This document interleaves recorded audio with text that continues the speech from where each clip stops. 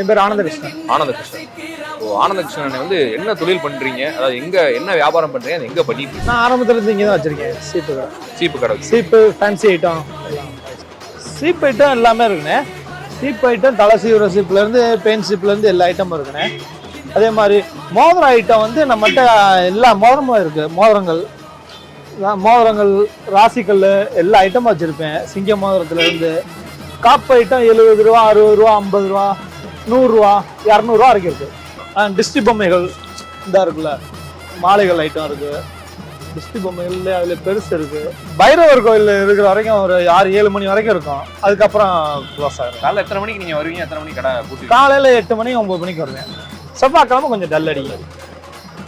இது தீபாவளி டைம்னா ஒரு வாரத்துக்கு முன்னாடியிலேருந்து சூடு பிடிக்க ஆரம்பிக்கும். நல்லா இருக்கும்.